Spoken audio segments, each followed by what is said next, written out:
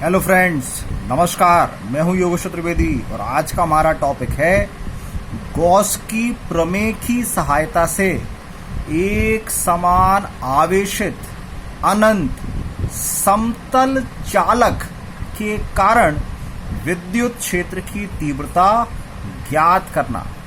Friends, पिछले video में जो हमने टॉपिक लिया था उसमें था अनंत कुचालक चादर, जिसमें लिखा है अनंत समतल चालक। तो ये चीज पिछले वीडियो से थोड़ी अलग है। चादर का मतलब था कि ऐसा पृष्ठ जिसमें लंबाई चौड़ाई तो है लेकिन ऊंचाई नगण्य है, मतलब उसमें क्षेत्रफल तो है लेकिन आयतन नहीं है। अभी बात हो रही है एक समतल चालक की। तो अब समतल चालक में लंबाई भी होगी, चौड़ाई भी होगी और ऊंचाई भी। समतल नाम दे दिया तो उसकी जो सतह होंगी, सरफेस होंगी, वो प्लेन होंगी। देखिए चित्र में ये हमने एक चालक बनाया है जिसमें लंबाई चौड़ाई ऊंचाई सब है और इसके जो पृष्ठ हैं वो समतल है और ये चालक है, कंडक्टिंग है। पिछले बार उसमें पढ़ा था हमने नॉन कंडक्टिंग, लेकिन डेरिवेशन जैसा चालक के लिए सॉल्व होता है वैसे ही कुचालक के लिए दोनों एक जैसे थे। इसमें हम जो करने वाले हैं वो किसके लिए कर रहे हैं? हम चालक के लिए। ये कुचालक के लिए बात नहीं कर रहे हैं, अभी हम किसकी बात कर रहे हैं? चालक के लिए। तो यहां पर हमने चित्र में एक ऐसा चालक लिया जिसकी लंबाई चौड़ाई ऊंचाई अनंत है। अब चित्र में दिखाने के लिए हमने आकार उसका एक बना लिया है, क्योंकि क्वेश्चन के अनुसार तो ये हमारे कॉपी पर बन ही नहीं सकता, क्योंकि ये तो अनंत लंबाई चौड़ाई ऊंचाई वाला है। अच्छा, अब करना क्या है? तो इस चालक के कारण किसी बिंदु पर विद्युत क्षेत्र की तीव्रता ज्ञात करनी है। तो सबसे पहले लिखा था एक समान आवेशित, तो हमने उसको आवेश दे दिया। अब जब आप इसको आवेश देंगे तो आप जानते हैं किसी भी चालक को दिया गया आवेश सदैव उसके पृष्ठ पर होता है। तो हमने इसको जो भी आवेश दिया वो इसके अंदर बिल्कुल भी नहीं है, सारा का सारा कहाँ गया? पृष्ठ पर। ये ऊपर वाले पृष्ठ पर, साइड वाले पृष्ठ पर भी जाएगा, लेकिन चूंकि ये अनंत लंबाई चौड़ाई ऊंचाई वाले हैं तो साइड वाले पृष्ठ हमको दिख नहीं रहे हैं। हम इस बिंदु ओ पर खड़े हुए हैं, तो ओ के आसपास का ये जो पृष्ठ है हमें इसी से ही मतलब है, बाकी सब तो हमारे लिए अनंत है। अब इस बिंदु ओ से आर दूरी पर, ये लंबवत दूरी आर ऊपर की ओर हमने एक बिंदु मान लिया पी, इस पर हम ज्ञात करेंगे विद्युत क्षेत्र की तीव्रता। और इसका जो आवेश था वो चूंकि इसके क्षेत्रफल में वितरित है। देखिए फिर समझिए, मैंने क्या कहा? किसी भी चालक को दिया गया आवेश सदैव उसके पृष्ठ पर होगा, पृष्ठ का होता है क्षेत्रफल। तो इसलिए आवेश इसके क्षेत्रफल में फैला हुआ है। तो हमने इसके एकांक क्षेत्रफल का आवेश, जिसको हम पृष्ठीय आवेश घनत्व कहते हैं, सिग्मा लिया है। धनावेश लिया है तो प्लस सिग्मा ले लिया। तो अब आपने क्वेश्चन ने जो आपको कंडीशन दी थी वो सब चित्र में ले ली हैं। अब आगे बढ़े तो उन्होंने कहा गॉस की प्रमेय की सहायता से आप सॉल्व करिए। तो अब गॉस की प्रमेय की सहायता से किसी भी एप्लीकेशन को सॉल्व करना मतलब गॉसियन पृष्ठ तैयार करना। तब गॉसियन पृष्ठ बनाने के लिए जैसा हमने पिछले डेरिवेशन में किया था वैसे ही काम यहां करेंगे। इस बिंदु P के चारों ओर एक सममित भाग हम इस चालक पर काटेंगे। तो बिंदु के सममित एक पृष्ठ पर कटा हुआ भाग वृत्त होगा। अब इस वृत्ताकार भाग को यदि हम बंद करेंगे तो जो गॉसियन पृष्ठ होगा वो हमारे लिए बेलनाकार बनेगा। तो बेलन की ऊंचाई कितनी ली जाए? तो हमने क्या किया है, ये जो बिंदु ओ से आर दूरी पर बिंदु पी था, तो पी तक तो इसको पहुंचाना था, तो ये ऊपर की ओर लंबाई हो गई आर। ऐसे ही सममित होने के कारण इसके अंदर भी चलना पड़ेगा, तो हम चालक के अंदर भी चले गए आर दूरी पर। तो कुल लंबाई कितनी हो गई? आर ऊपर और आर नीचे, मतलब 2r। तो इस गॉसियन पृष्ठ की लंबाई ले ली हमने 2r, और इसका मोटाई कितनी लें? तो ये जो हमने इस चालक पर ये वृत्ताकार भाग काटा है, ये ए क्षेत्रफल वाला काटा है। तो ए क्षेत्रफल ही हमने इस बेलन का भी लिया, तो ये जो इसके अनुप्रस्थ काट का क्षेत्रफल है वो कितना है, ए। तो कैपिटल ए अनुप्रस्थ काट का क्षेत्रफल और 2r लंबाई वाला ये हमने गॉसियन पृष्ठ बना लिया है। अब इस गॉसियन पृष्ठ से संबंधित हम फ्लक्स निकालेंगे। देखिए फ्रेंड, जो भी चीजें मैंने आपको समझाई हैं वही सब यहाँ पर हमने लिखा है। देखो आप एक बार देख लें, चित्र में एक समान आवेशित अनंत लंबाई चौड़ाई ऊंचाई वाला एक समतल चालक है जिसका पृष्ठीय आवेश घनत्व प्लस सिग्मा है। चालक के पृष्ठ के बिंदु O से लंबवत दूरी ये जो R है, इस पर स्थित किसी बिंदु P पर विद्युत क्षेत्र की तीव्रता ज्ञात करनी है।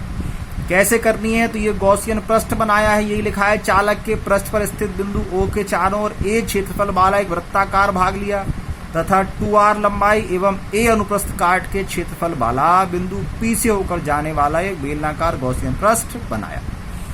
अब इस गॉसियन पृष्ठ से संबंधित फ्लक्स निकालेंगे। आपने पिछले कई डेरिवेशन में ये देख लिया है कि जब भी हमारा बेलनाकार गॉसियन पृष्ठ होता है तो फ्लक्स हमारा 3 अलग अलग पृष्ठों के फ्लक्स को जोड़कर निकाला जाता है। तो इसमें इस ऊपर वाले पृष्ठ को मैंने S1 लिया, तो इस पर सूक्ष्म क्षेत्रफल ds1, दिशा तल के लंबवत ये बाहर की ओर। ये जो साइड वाला भाग है इसको S2 नाम दिया, तो इसका सूक्ष्म क्षेत्रफल ds2, तल के लंबवत बाहर की ओर, ये इसकी दिशा आ गई। नीचे वाला भाग S3 नाम दिया, सूक्ष्म क्षेत्रफल ds3, तल के लंबवत बाहर की ओर, ये दिशा।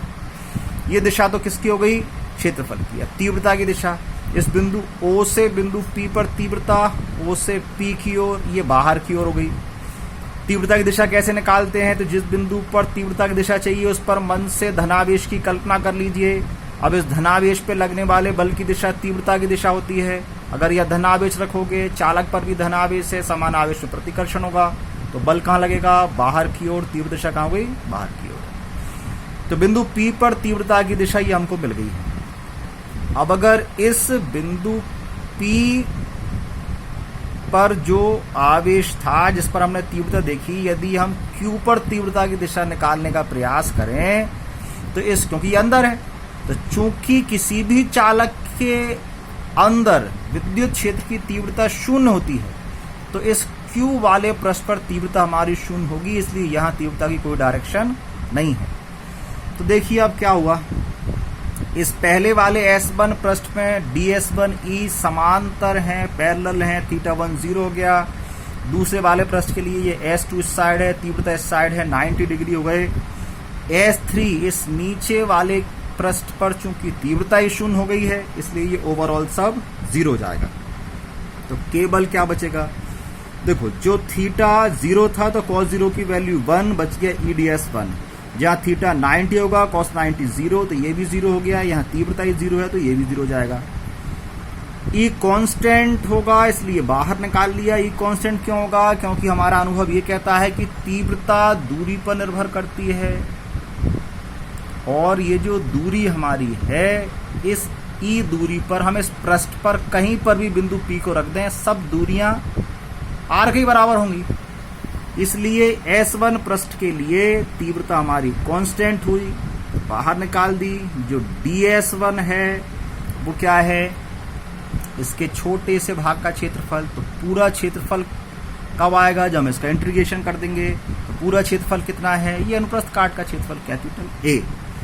तो ds1 का इंटीग्रेशन किया, ये आ गया आपका A, फाई की वैल्यू बनी EA, इसको इक्वेशन फर्स्ट नाम दे लिया। अगली स्टेप में क्या करते हैं, अब गॉस की प्रमेय की सहायता से इसी गॉसियन पृष्ठ से संबंधित फ्लक्स निकालते हैं। तो गॉस की प्रमेय से जब फ्लक्स निकालते हैं तो फॉर्मूला होता है 1/ε0 इंटू गॉसियन पृष्ठ के अंदर उपस्थित आवेश।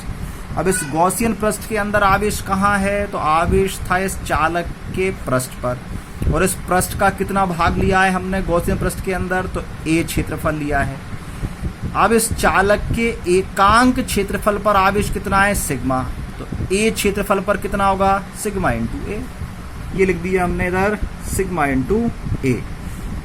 अब ये जो हमारा फाई का मान आ गया, ये बनेगी हमारी इक्वेशन सेकंड।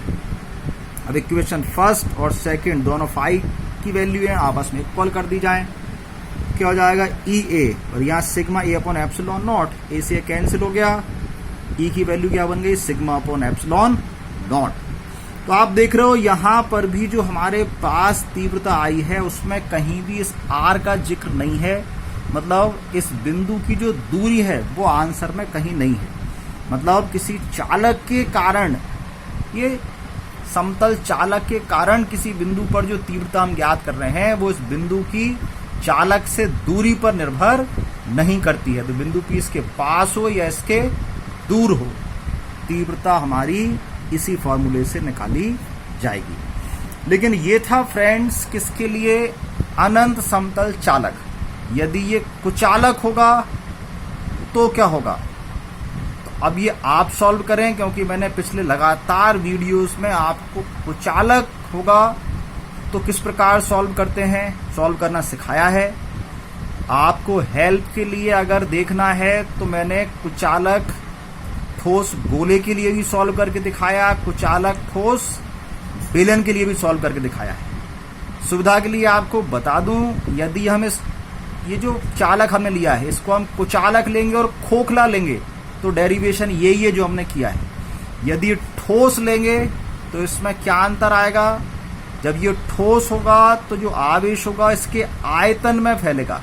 तो जैसे हमने यहाँ ये क्षेत्रफल लिया था तो पृष्ठीय आवेश सिग्मा था, फिर हमको आयतन का आवेश घनत्व रो लेना पड़ेगा, और ये जो हमने बेलनाकार भाग लिया है इसमें क्षेत्रफल की जगह इस बेलन के टुकड़े के अंदर आयतन जितना भी होगा उसमें जितना भी आवेश होगा वो हमको लेना पड़ेगा।